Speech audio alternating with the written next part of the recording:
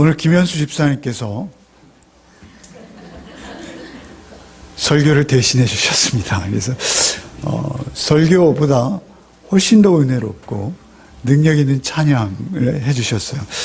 혼자 그 가사를 다시 곱씹고 또 곱씹으시면서 그 박자에 그 가사를 맞추셨을, 그리고 중간중간 또 말씀을 삽입하셨을 우리 집사님을 생각하니까 너무나 감사하고 가슴에 그 벅차오르는 뭔가가 있었어요. 여러분은 다 그러지 않으셨습니까? 예, 정말 천하에 둘도 없는 찬양, 또 찬양 인도자이신 것 같습니다. 너무 감사하고요.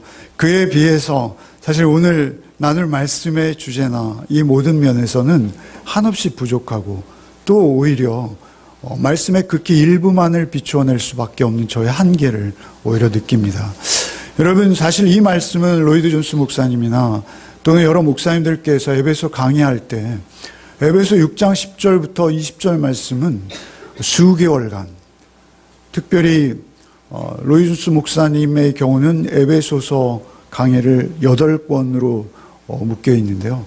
그 8권에서 7번째, 8번째 2권의 모든 말씀이 바로 20절과 20절 말씀으로 이어지고 있습니다.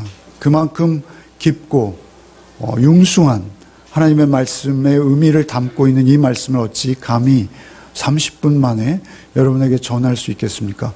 요즘 혹시 이런 비유가 있는 거, 이런 거 봤는데요. 자연인이라는 프로에 보면 자연인이 사는 그 무대를 드론이라는 것이 이렇게 쫙 떠서 하늘에서 숲 가운데 이렇게 탁 비춰주더라고요. 전체적으로 사실 6장 10절로 20절 말씀을 그렇게 전체적으로 조망하는, 그래서 전체적으로 한번 살펴보는 그런 시간이 되었으면 좋겠습니다. 이 말씀은 두고두고 우리의 심중에, 우리의 마음의 중심에 반드시 있어야 될 말씀이죠. 그런데 그 말씀을 통해서 이 말씀 전체의 뜻이 무엇인지, 우리가 숲을 보기도 하고 나무를 보기도 한다, 이런 표현 쓰잖아요. 나무가 아닌 숲 전체를 한번 일별하시는 그러한 은혜가 있으시길 바라는 것이죠. 사도께서는 지금 5장과 6장에 계속 이어지는 말씀 뭐였습니까? 성령의 충만을 받으라, 이렇게 말씀하셨죠. 술 취하지 말라, 이는 방탕하시 오직 성령의 충만함을 받으라. 성령의 충만함을 받은 결과가 무엇입니까?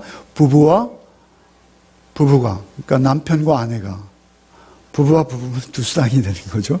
그게 아니고 남편과 아내가, 그죠? 남편은 아내를 주께서 교회를 섬기신 것처럼 자신의 전부를 내어주는 사랑으로 아내를 섬기고, 아내는 또한 주님께 복종하듯이 남편에게 복종하고 순종하며 피차 복종하라라는 말씀에 따라서 서로 복종하는 부부의 관계, 그리고 또 부모와 자식의 관계, 그리고 고용인과 피고용인, 종과 상전의 관계, 이것을 5장, 6장에 걸쳐서 굉장히 많은 분량을 할애하셔서 거의 현재 3분의 1 되는 분량을 그 관계를 설명하셨습니다.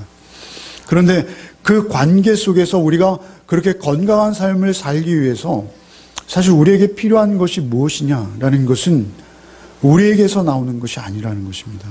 그것은 전쟁인데, 전쟁이라고 표현하십니다. 그 전쟁에서 우리가 승리하는 길은 우리가 영적 무장을 해야 된다. 그래서 전신갑주로 우리가 무장을 할 때 우리가 그 전쟁에서 승리할 수 있다는 것입니다.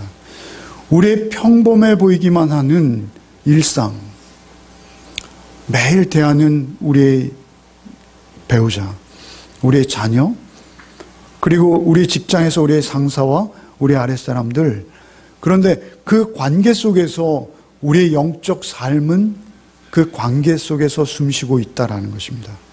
그러니까 우리의 삶은 우리가 영적 싸움이라 하면 대단한 어떤 나라와 국가의 그러한 큰 문제가 아니라 우리의 삶 속에서 우리가 더욱 나를 비워내고 찬양하신 것처럼 예수 은혜 힘입어서 우리의 부부의 관계, 우리 자녀의 관계, 우리가 매일 대하는 그분들과의 관계 속에서 내가 어떤 존재로 존재할 수 있는가에 관한 싸움이라는 것입니다.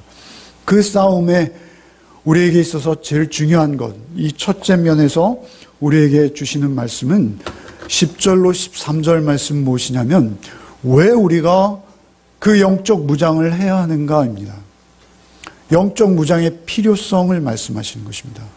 그 10절부터 13절까지 오늘 본문은 10절부터 20절까지이지만 그 말씀을 세 화면으로 나누었습니다.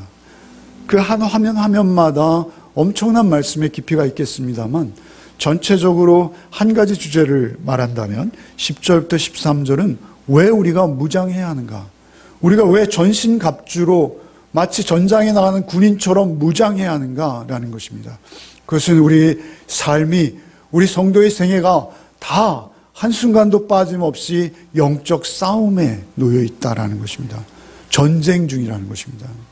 전쟁이라는 말, 표현이 우리에게 어울리지 않을 수 있으나 사실은 우리의 싸움은, 우리의 영적 싸움은 전쟁이라는 것입니다.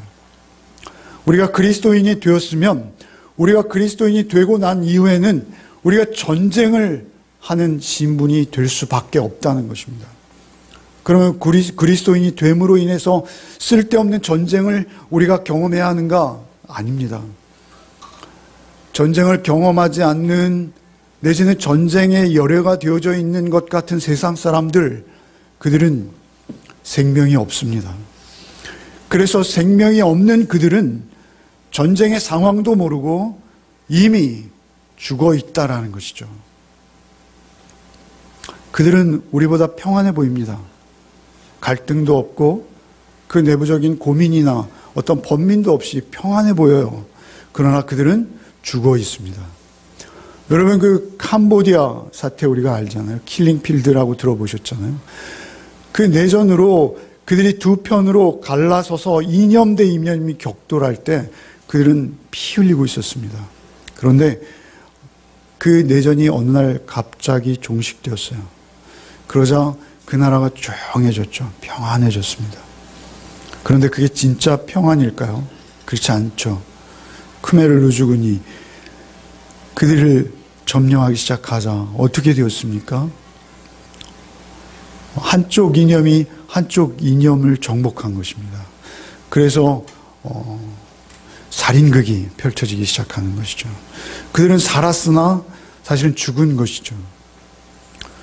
그들은 모두 이념의 노예가 되어서 14살, 15살 아주 어린 소년들, 그들이 자기의 부모, 자기의 형벌 되는 모든 사람들 향해 총을 겨누고, 그리고 나중에 총알도 아까워서 손을 뒤로 묶고 머리에 비닐봉지를 씌워서 질식사시키는 그 끔찍한 죽음의 땅으로 그들이 변해버리는 것이죠.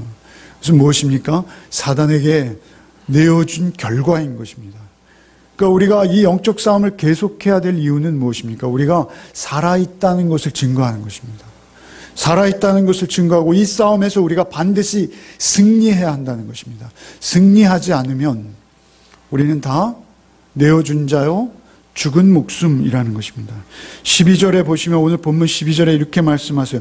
우리의 씨름은 혈과 육을 상대하는 것이 아니요 통치자들과 권세들과 이 어둠의 세상 주관자들과 하늘에 있는 악의 영들을 상대함이라. 이건 모두 다 바로 밑에 등장하는 마귀 혹은 사단 11절 앞이군요. 앞에 마귀의 관계, 곧 사단과의 씨름을 말하는 것입니다. 우리의 씨름은 혈과 육을 상대하는 것이 아니요 라는 것은 혈은 피요 육은 살을 말하는 것이죠. 그래서 이 의미는 무엇이냐면 우리 피와 살을 지닌 인간, 우리의 외형적인 모습, 소위 사람으로 일컬어지는 우리의 어떤 겉모습, 우리의 씨름은 혈과 육을 상대하는 것이 아니요 그것과 우리 싸우는 거 아니라는 것입니다. 그 혈과 육은 겉모습일 뿐이요 그 겉모습을 배경으로 하는 통치자들과 권세들과 이 어두움의 세상 주관자들과 하늘에 있는 악의 영들. 여러분, 우리 사람은 말이죠, 그냥 육신의 생명이 아닙니다. 여기서 말씀하는, 계속 이어가는 생명은 무엇입니까? 우리의 영적 생명을 말하는 것입니다. 우리의 영혼이 살아있는가 죽었는가를 우리의 최고의 가치로 여기는 것이죠. 우리에게 있어서 혈과 육을 상대하는 것이 아니요 통치자들과 권세들과 어둠의 세상자 사단 마귀와의 싸움이라는 것입니다. 여러분, 멀쩡한 사람들이 왜 이렇게 살아가고 있을까요? 왜 이렇게 살고 있을까요? 왜? 한쪽에서는 핵을 수도 없이 가지고 있고 또 한쪽에서는 그 핵을 가지지 않은 그 어떤 대상을 향해서 핵을 가지면 안 된다고 가진 압력을 가하는, 그죠? 그런가 하면 그 작은 자들은 오히려 또 그 핵에 모든 것을 내걸고 있는 이러한 존재들이 왜 그렇게 그러한 삶의 유형을 취할까요? 우리 세상에는요, 너무나 많은 일들이 있습니다. 지금 우리가 바로 말씀드렸듯이 부모와 자녀 간의 관계에 있어서 자식이 부모를 재산으로 인해서 죽이기도 하고 부모가 자녀를 미워하고 학대하고 그래서 죽음에 이르기도 하고 실제적으로 혈과 육이 죽는 것이 아니라 그 영혼을 죽이기도 하고 말이죠. 부모의 욕심으로 말이죠. 그런가 하면 우리 직장에서는 어찌하던 고용인은 피고용인에게 조금이라도 덜 주기 위한 싸움을 이렇게 하고 또 피고용인은 고용인에게 어찌든 하나라도 더 받아내겠다고 투쟁해야 하고 그리고 수고는 되도록 아끼고 왜 이런 일들이 우리에게 있는 것일까요? 사실 주께서는 우리 종과 상전의 관계는 우리 종은 상전을 주님 대하듯 하고 상전은 종을 주께서 우리를 위해 생명을 내어주신 것처럼 하라 하시는데 우리는 왜 그렇게 못할까요? 왜 그렇게 이 땅에서 우리가 하나님의 나라를 이루고 천국의 삶을 살 수 없는 이유는 무엇일까요? 그것은 우리가 혈과 육은 있으나 우리의 영혼이 죽어 있다는 것입니다. 우리의 영혼이 생명 없다는 것입니다. 우리의 영혼이 그 악한 마귀, 통치자들과 권세들과 이 어둠의 세상 주관자들과 하늘에 있는 악의 영들에게 포로되어 있다는 것입니다. 아담이 죄를 범한 이후 모든 인류는 공중의 권세 잡은 자, 그 통치자들에게 다 내어준 바 되어서 우리는 그 죄로부터 끌려가고 있는 삶을 살기에 우리가 사는 삶은 이토록 악유다툼과 지옥의 고통 같은 고통이 이어지고 있다라는 것입니다. 이것을 씨름이라고 하시죠. 12절에 우리의 씨름은 혈과 육을 상대하는 것, 씨름이라고 상대하세요. 전쟁과 다 동일한 표현이겠습니다. 씨름은 레슬링을 말합니다. 헬라어의 의미는.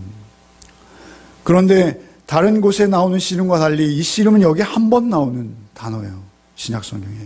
이것은 아주 야비한 격투를 말하는 것입니다. 그래서 씨름은 혈과 육을 상대하는 것이 아니요 우리가 사람과 사람이 그렇게 격투하는 것 아니라는 것입니다. 우리가 사람과 사람이 격투하는 것이 아니라 그 사람을 움직이고 있는 어떤 영적 존재와 우리가 격투하는 것입니다. 그런데 그 영적 존재는 우리와 씨름을 하고 있다는 것입니다. 씨름은 요즘 옛날에 우리는 복싱을 좋아했어요. 저는 복싱을 아주 좋아해서 철없을 때. 그래서 학교에 이렇게 손뭉치를 가지고 가서 했어요. 그래서 뻥 한번 치면 어떻게 됩니까? 몽롱해집니다. 언제 맞았는지도 모르게 푹 쓰러집니다. 그런데 반드시 반바지 밑에 치면 안 돼요. 치는데도 방법이 있습니다. 뒤 돌아서 있는데 치면 안 돼요. 그런데 요즘 격투기는 그렇지 않습니다. 가끔 가다가 TV에서 뭐 이리저리 보는데요. 이거 야비하기 이를 데가 없고요. 뭐 이것은 그냥 싸움입니다. 뒤에서 때리는 건 물론이요. 한번 밑에 깔리면 거의 피를 흘리고 기절할 때까지 그저 계속 가격하는 것이죠. 끔찍합니다. 그런데 성경에서 말하는 지금 사도께서 말하는 이 씨름은 그것이 피 흘리는 정도가 아니라 상대가 절명할 때까지 때리는 것입니다. 상대가 죽을 때까지 우리의 영적 죽음, 하나님과의 관계가 완전히 끊어지는 그 상황까지 사단은 우리의 약한 틈을 노리고 씨름 상대로 우리와 삿바 싸움을 하고 있는 거예요. 우리의 씨름은 혈과 육을 상대하는 것이 아니요 사단, 마귀를 상대하는 것이다 라는 것입니다. 우리가 너무 위로와 평안의 복음에만 익숙해 있는 건 아니죠. 복음은 위로와 평안의 복음이 아니라 우리의 이 바로 싸움과 전쟁을 이야기하는 복음인 것입니다. 복음의 실체는 말이죠, 전신갑주를 입고 싸우는 것입니다. 10절의 끝으로 너희가 주 안에서와 그의 힘의 능력으로 강건하여지고 라는 이 말씀, 10절 초대의 이 말씀이 사실 이 전체 말씀을 끌고 있는 것입니다. 그러니까 이 싸움의 비결은 하나밖에 없어요. 이 싸움에서 우리의 힘과 우리의 능력으로 우리의 지혜와 꾀로 싸우려고 하면 반드시 질 수밖에 없는 싸움이에요. 도대체 우리가 이길 가능성이라고는 눈꼽만큼도 없는 그런 싸움이라는 것이죠. 그 영적 전쟁이라는 상황을 알고 그 실체와 우리의 주적이 누구인지를 알지 못하고 우리가 이 싸움을 싸운다는 건 판판이 지는 거예요. 그리고 이 싸움에서 우리에게 힘과 능력이 되실 분은 오직 10절 말씀입니다. 주 안에서와, 두 말씀입니다. 주 안에서 그의 힘의 능력으로 강건하여지고, 오직 주 안에서만 우리는 이 싸움을 싸울 수 있습니다. 주 안에서라는 건 무엇입니까? 내 안에 나 죽고 십자가의 주님이 찾아오셔서 주님이 내 안에 살고 계실 때, 동거하고 계실 때, 주 안에서 그 힘의 능력으로 강건하여지고, 그 힘의 능력으로 강건하여질 때만 우리의 이 싸움 싸울 수 있어요. 이 싸움에서 이긴 자가 없기에 그렇습니다. 이 싸움에서 이긴 자는 오직 우리 주 예수 그리스도 한 분뿐이세요. 우리 주님께서는 공생애를 시작하실 때 사단과 싸우십니다. 그 시험으로 시작하시죠. 이 돌이 떡이 되게 해봐라. 우리의 육신의 정욕입니다. 요한사도의 표현대로 하면 육신의 정욕, 안목의 정욕, 이생의 자랑이지 않습니까? 육신의 정욕입니다. 돌이 떡이 되게 하면 얼마나 좋겠습니까? 오병이의 기적을 날마다 일으켜주시면 얼마나 행복하겠습니까? 그러나 사람이 그 떡으로만 살 것이 아니요, 하나님의 말씀이 우리를 살게 한다. 우리의 생명은 하나님의 말씀이다 라는 하나님의 말씀으로 승리하시는 것이죠. 무슨 주님만 거두신 승리입니다. 너 여기 뛰어내려봐. 우리의 안목의 정욕입니다. 여기서 뛰어내려봐 라는 그 사단의 요구에 너희 주 여호와 하나님 시험치 말라라는 신명기 말씀으로 이론지하에 대적을 물리치시는 것이죠. 나에게 절해라. 다 주겠다. 다 주겠다. 우리는 그 다 가지고 싶어서 우리 살아가는 거 아니겠습니까? 다는 못 가져도 조금이라도 더 획득하기 위해서 우리 발버둥하는 거 아니겠습니까? 그러나 그것이 우리의 생명을 보존하거나 우리의 생명이 결코 될 수 없음에도 그 허무한 것들을 조금이라도 더 주어보기 위해서 우리 살아가는 거 아닙니까? 그거 아니라는 것이죠. 이생의 자랑. 그 이생의 자랑이 우리를 살게 할 수 없다는 것입니다. 주께서는 오직 이 모든 시험을 결국 마지막으로 승리하시는 것은 무엇이죠? 십자가로 승리하시는 것입니다. 십자가로 승리하시는 것이죠. 주님께서 이 땅에 오셨을 때 사실 이 땅에서 말씀 맡은 자들, 유대인, 바리새인들, 서기관들, 그들은 주님을 몰라봤습니다. 그런데 마귀의 간계라고 하지 않습니까? 마귀는 간계예요. 마귀의 IQ가 얼마요? 네. 마귀는 간계에서 가장 낮은 말 구유에 오셨지만 마귀는 단박에 그가 하나님의 아들이신 것을 알았습니다. 헤롯을 동원해서 죽이려 했죠. 예수를 죽이면 자기가 승리한다라고 여겼습니다. 그래서 결국 예수를 십자가에, 나무에 달린 자마다 하나님의 저주를 받았다는 그 십자가, 그 나무에 달아서 예수를 죽인 것이죠. 그러나 마귀는 하나님의 지혜를 이길 수 없었습니다. 하나님의 지혜는 무엇입니까? 바로 그 십자가가 죄 없는 무죄한 주께서 우리의 죄를 대속해서 죽으시는 십자가였던 것을 마귀는 몰랐습니다. 마귀는 그걸 몰랐어요. 하나님께서는 무죄한 주님이 십자가의 죽으심을 그대로 용납하지 않으셨습니다. 공의의 하나님, 오직 의로 심판하시는 하나님께서는 죄 없으신 예수를 다시 살리셨습니다. 그리고 그 다시 살리신 예수 안에서 우리는 함께 하늘에 안침바 되었습니다. 에베소 2장 말씀이 아닙니까? 그렇게 예수께서는 죄로부터 오직 십자가로 승리하시고 그 십자가의 섬김과 사랑으로 우리를 좁은 길, 좁은 문으로 초대하시는 것입니다. 오히려 우리가 나 죽음을 절감하고 오히려 영적으로 우리가 생명 얻었음을 증거해 내기 위한 삶을 예수 따라서 우리도 살게 하신 것입니다. 그 길로 우리를 초청하시는 것입니다. 그래서 그 길만이 우리에게 영생의 길이요, 생명의 길이요, 우리에게 부활의 길인 것입니다. 그래서 우리는 기꺼이 이제 죽음도 두려워하지 않는 자들이 된 것입니다. 마귀를 그 지혜로 이기셨기에 이제 마귀가 우리에게 내미는 그 가장 무서운 영장이 무엇입니까? 죄입니다.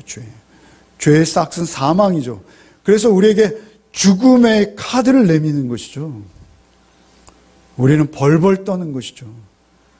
그 죽음의 카드 앞에서 우리는 마치 영원히 이 땅에서 영원히, 육과 혈로 영원히 살 것처럼 우리는 그 죽음 앞에 벌벌 떨면서 그의 종노릇하는 거 아니겠습니까?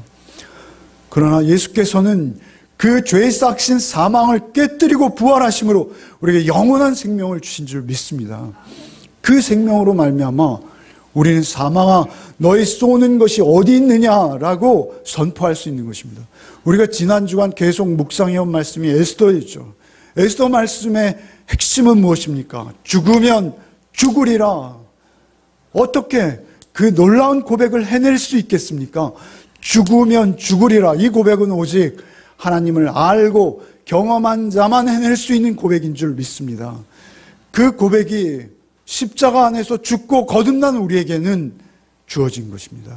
그래서 우리가 그 대적 하만과 그 대적을 우리가 대적해서 죽으면 죽으리라는 각오로 싸워서 이길 수 있는 힘과 능력을 우리 주님으로부터 받은 줄 믿으시기 바랍니다. 그 능력으로 우리는 싸우고 있는 것입니다. 그 능력이 우리에게 이르는 것이죠. 11절 같이 한번 읽겠습니다. 마귀의 궤계를 능히 대적하기 위하여 하나님의 전신갑주를 입으라. 하나님의 전신갑주를 입어야 된다. 그 전신갑주는 다 주께로부터 오는 겁니다. 그런데 그 전신갑주를 입어야 될 필요성을 말씀하시고 그 전신갑주, 그 무장의 내용이 무엇인지를 우리에게 일러주시는 것이 14절부터 17절입니다. 14절부터 17절은 우리가 무장해야 될 그 무장을 구체적으로 하나씩 일러주시는 것이죠. 노란색은 무엇입니까? 실제 로마 군들이 당시에 사용했던 무기들입니다. 그 무기들, 그들이 실제 삶 속에서 늘 경험했던, 그들이 어디를 가나 그 골목 어귀에 서 있던 그 로마 군인들, 그들이 허리띠를 차고 호심경을 붙이고 신을 신고 방패를 들고 투구를 쓰고 칼을 들고 있었습니다. 그런데 그 상징들은 과연 우리 영적 그리스도의 군사들에게 무슨 의미인가? 붉은 글씨는 의미이고요, 노란 글씨는 무기입니다. 잘 아시겠습니다만 여러분, 우리 주일학교 때 많이 보았던 이런 그림 기억하시죠? 이제는 우리가 이 그림에서 좀 더 깊이 들어가야 될 성숙한 나이가 되지 않았습니까?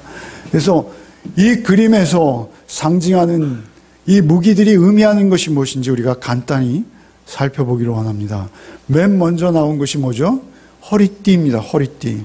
허리띠 매야 돼. 이 말씀하시는 거예요. 허리띠 안 매면 어떻게 됩니까? 바지가 흘러내립니까? 예. 허리띠는 진리다, 이렇게 말씀하십니다. 진리의 허리띠.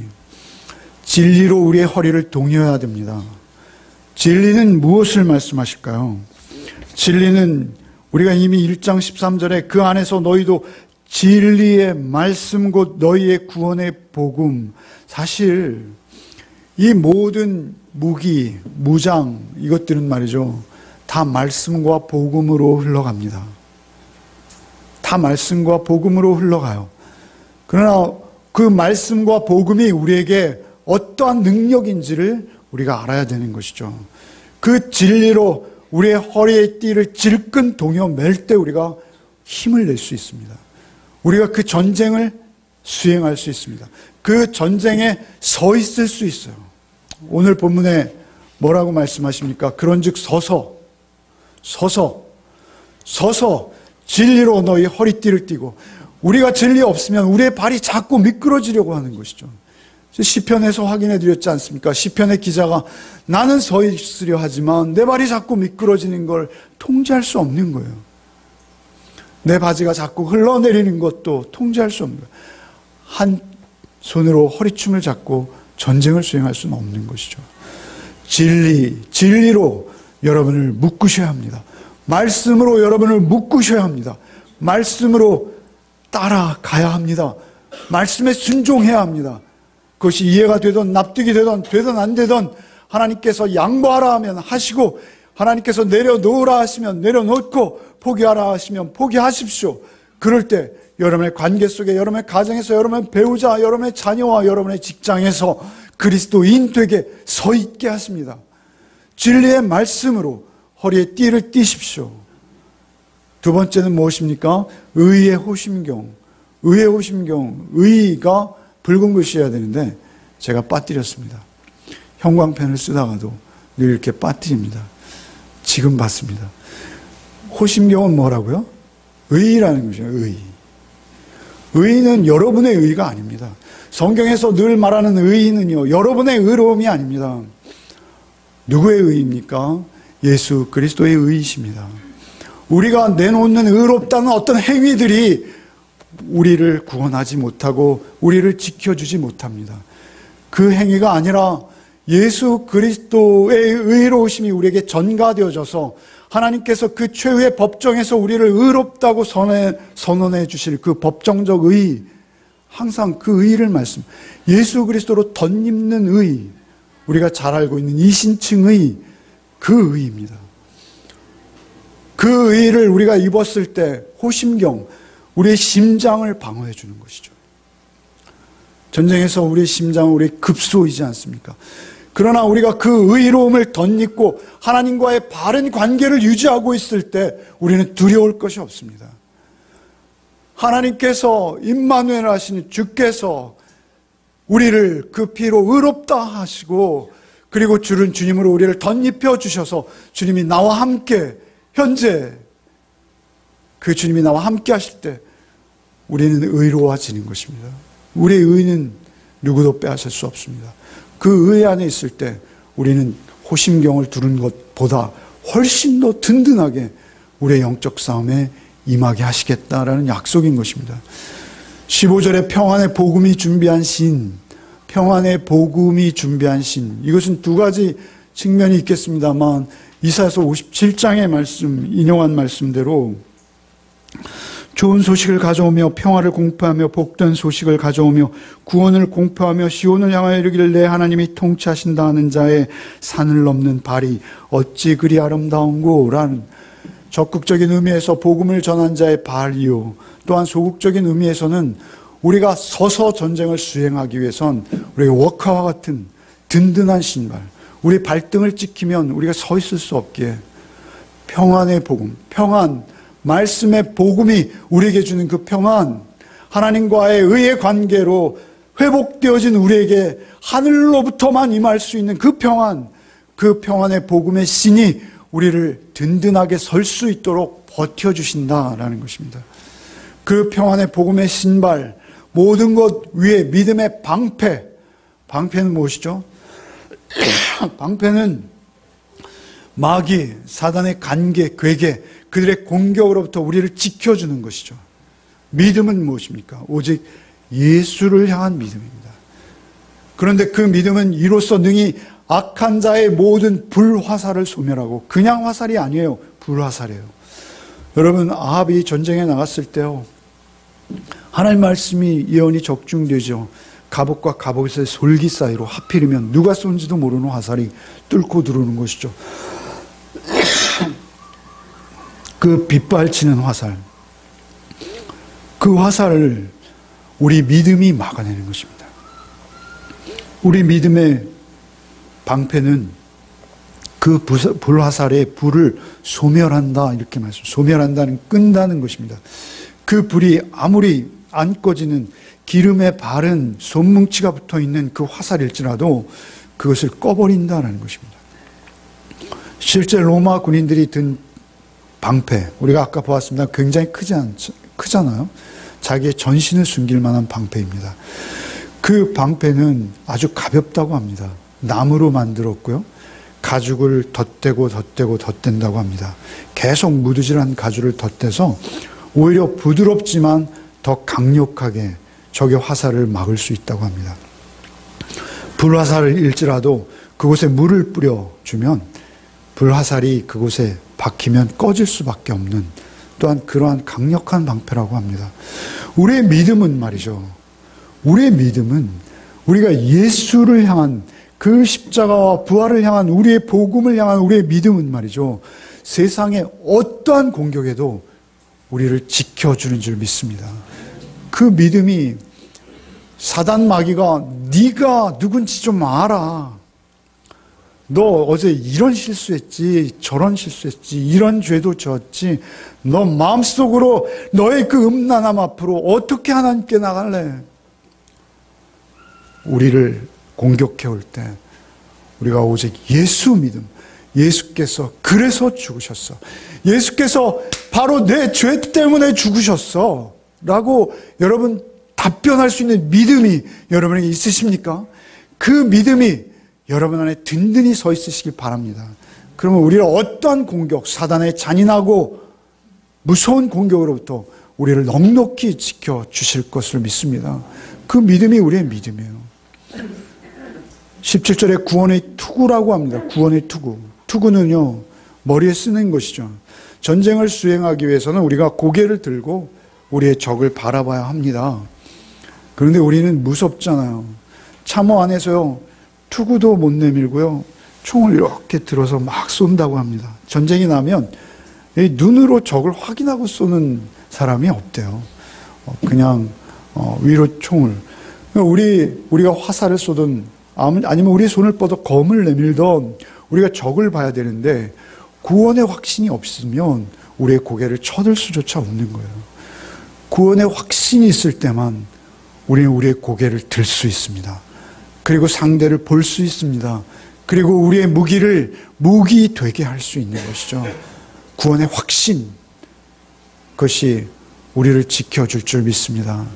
우리가 심지어는 우리의 머리가 으스러져도 하나님께서는 우리의 영은 살리시고 이미 하나님 보좌 우편에 앉히셨다라는 그 믿음의 구원의 확신이 여러분을 담대하게 해줄 줄 믿습니다.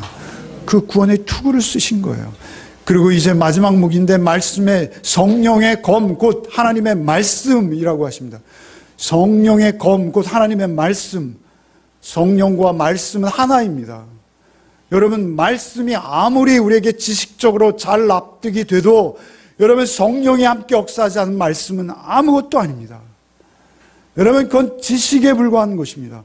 그러나 성령께서 한 말씀이라도, 태초에 하나님이 천지를 창조하시니라라는 그 말씀일지라도 그 말씀이 우리에게 잘 박힌 못과 같이 수납되어지면 그 말씀은 우리에게 큰 일을 행하게 하십니다. 말씀은 우리 안에 역사하는 힘이 있으십니다. 그런데 그 말씀은 오직 성령으로만 여러분의 것이 될 수 있게 하나님께서는, 사도께서는 성령의 검, 곧 하나님의 말씀이라고 하십니다. 그래서 제가 매주 여러분에게 말씀을 전하기 전에 성령의 도우심을 구하는 이유는 오직 그 말씀이 허공에 있는 말씀이 아니라 여러분의 마음에, 영혼에 잘 박힌 못과 같이 박혀있는 생명의 말씀으로 하나님께서 은혜로 그 말씀을 여러분 영혼에 박아주시기를 원하는 겁니다. 그 말씀이 여러분에 잘 박히시길 바랍니다.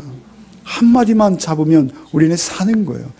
그리고 이것은 방어도 할 수 있지만 지금까지는 모두 방어예요. 우리가요, 영적 전쟁에서 가장 중요한 건 여러분이 나가서 혁혁한 공을 세우는 것보다 여러분 살아있는 거예요.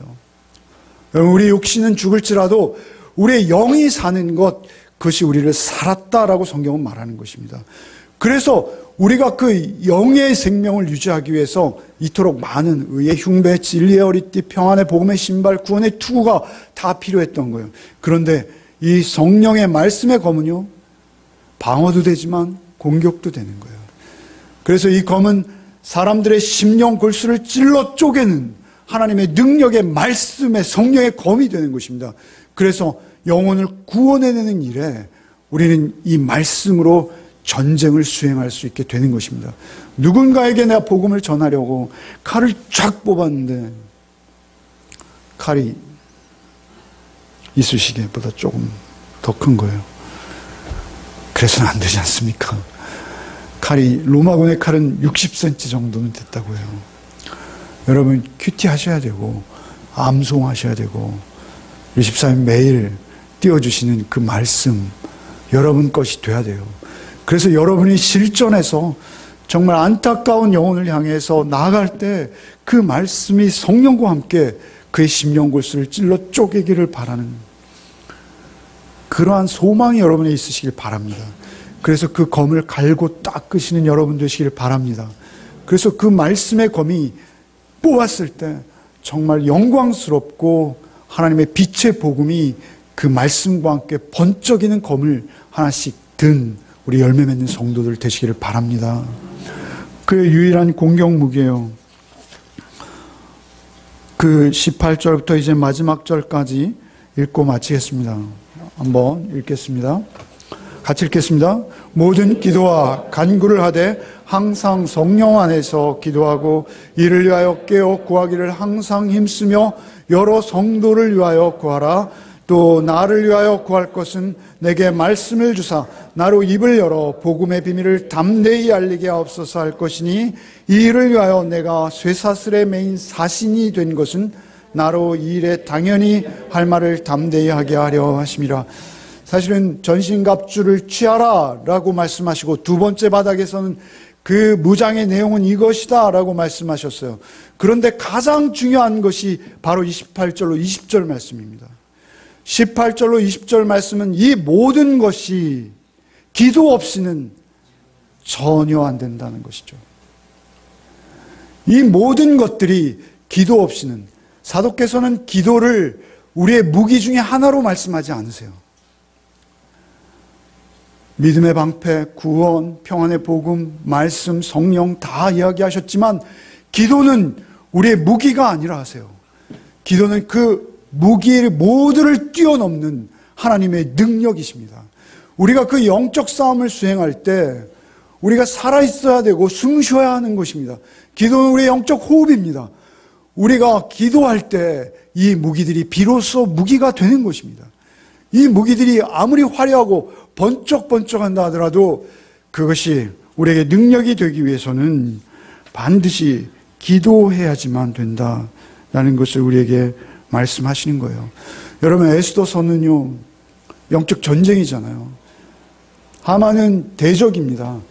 그 대적 앞에서 에스더는 참으로 지혜로웠죠. 그가 모르드게에 요청한 것은 하나였어요. 무엇이었습니까? 기도였습니다. 금식하며 기도해 주십시오. 우리 유대인 전부가 나를 위해서 금식하며 기도해 주십시오. 나와 내 수와도 오늘부터 3일 동안 모든 음식을 끊고 하나님 앞에 기도하겠습니다 라고 말하고 바로 그 3일째 그들이 아직 기도하고 있을 때 그가 금식하는 중에 기도하는 중에 죽으면 죽으리라 라고 아수에로 왕 앞에 그 안뜰로 나가서 서는 용기를 그가 가질 수 있었던 것입니다. 뿐만 아니라 그 용기 가운데 하나님께서 함께 하셨다라는 사실입니다. 여러분의 말씀을 전할 때, 여러분이 어디 가서 그리스도인답게 여러분의 삶을 살아내고자 할 때 여러분 기도 없이는 전혀 불가능하다는 것을 잊지 마십시오. 그 기도가 우리를 우리 되게 하고 우리의 무기를 무기 되게 하는 것이죠. 쌍둥이 서신이라고 골로새서는 말씀드렸죠. 골로새서도 옥중 서신이요 에베소도 옥중 서신입니다. 골로새 4장 3절 말씀에 이 말씀과 대꾸되는 말씀이 있어요. 또한 우리를 위하여 기도하되 하나님이 전도할 문을 우리에게 열어주사 그리스도의 비밀을 말하게 하시기를 구하라. 내가 이것을 위하여 매임을 당하였노라. 전도할 문을 우리에게 열어주사 그리스도의 비밀을 말하게 하시기를 구하라. 이렇게 자신을 위해서 기도해 줄 것을 골로새서 요청하고 있어요. 사실은 이 문맥 가운데 나오는 것이죠. 지금 사도는 감옥에 있어요. 감옥에 있어요. 감옥에 있는 사도가 감옥의 문을 열게 해주십시오라고 기도 요청하지 않았어요. 그가 기도 요청한 것은 무엇입니까? 감옥의 문이 아니라 골로새 4장 3절 말씀 대꾸되는 말씀에 전도할 문을 열리게 해달라고 기도하고 있어요. 얼마나 놀랍습니까? 우리는 우리의 필요를 위해서 간구하지만 사도께서는 놀랍게도 성령 안에서 무엇을 구할지 알고 계셨던 거예요.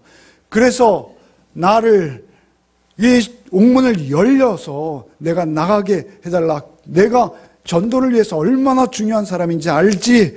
나 좀 나가게 해줘. 이렇게 기도한 것이 아니라 사도께서는 이곳에서도 담대히 하나님 말씀 전할 수 있게 기도해 달라는 부탁을 하고 있는 거예요. 그 말씀이 연결되어진 게 무엇이죠? 사신이에요. 사신. 오늘 20절 말씀에 이 일을 위하여 내가 쇠사슬에 매인 사신이 된 것은, 사신이라는 것은 대사라는 거예요. 대사. 엠베서더. 하나님 나라의 대사인 거예요. 그래서 내가 로마의 황제 앞에 서든지 로마의 높은 고관들 앞에 서든지 내가 담대히 복음의 비밀을 전하게 하시고 내가 의당할 말을 할 수 있도록 나를 담대하게 해주십시오. 이렇게 기도를 요청한 것이죠.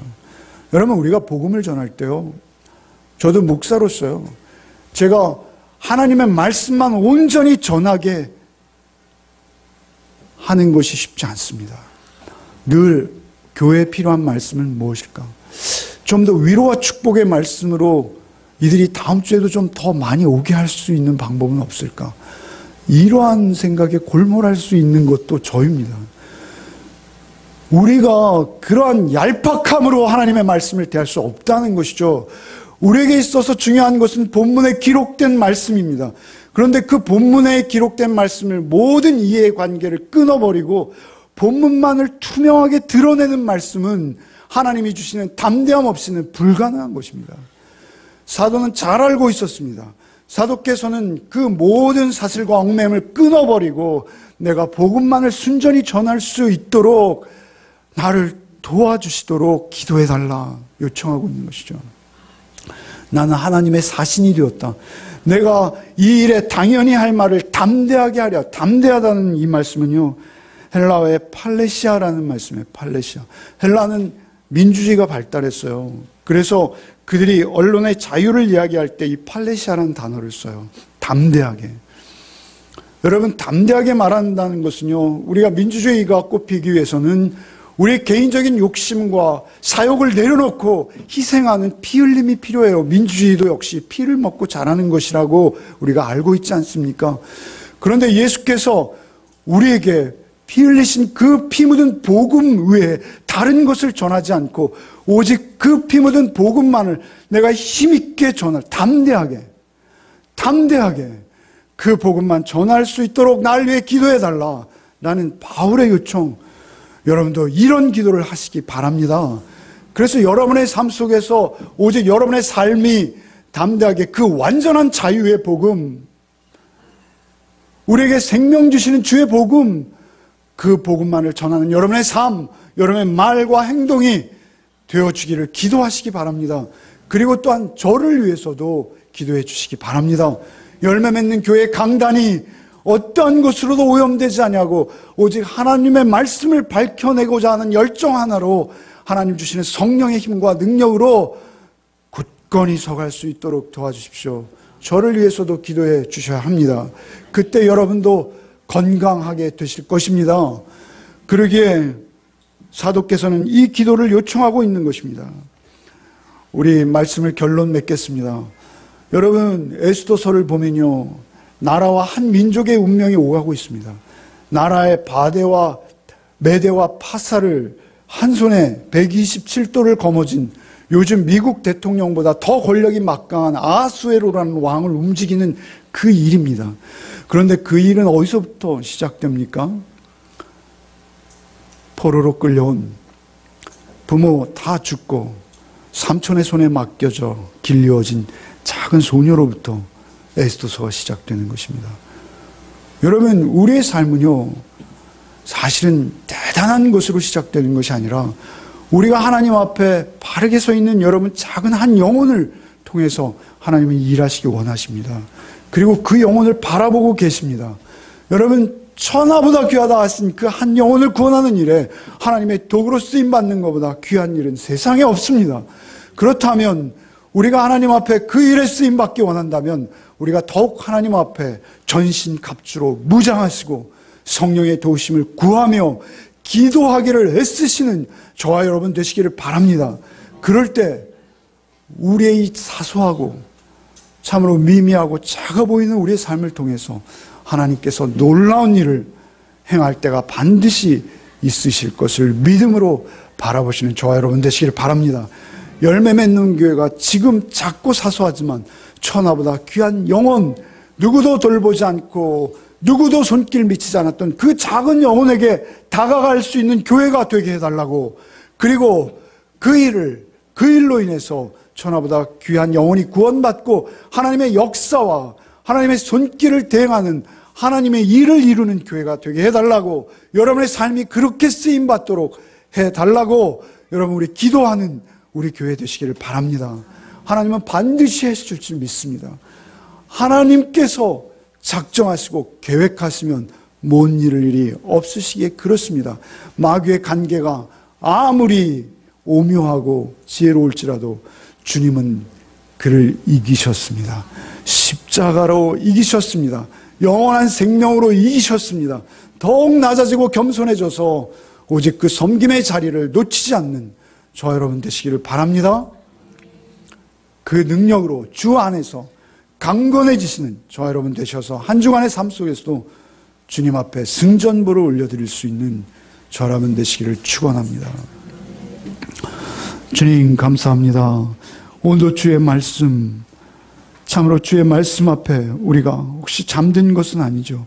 한국교회를 향해서 우리가 크게 말하는 것은 즐겨하면서 하나님 참으로 쓰러져가는 많은 거목과 같은 목사님들을 보면서 우리가 비판은 쉽게 하면서 우리 자신은 바라보지 못하고 있는 것은 아닌지요.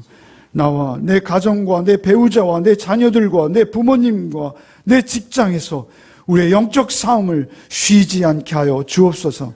우리의 삶이 오직 전신갑주 주의 말씀과 복음으로 무장하고 십자가 지고 좁은 길 따라갈 때 우리를 영원한 승리의 길로 인도하실 주님만 의지하고 주 안에서 능력으로 강건하여지는 한 주간의 삶이 되게 하여 주옵소서. 예수 그리스도의 이름으로 기도하옵나이다. 아멘.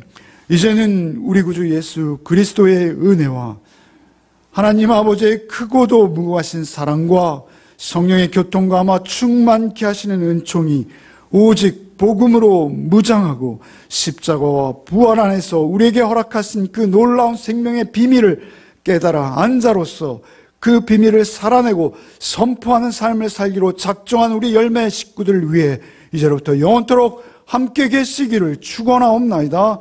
아멘.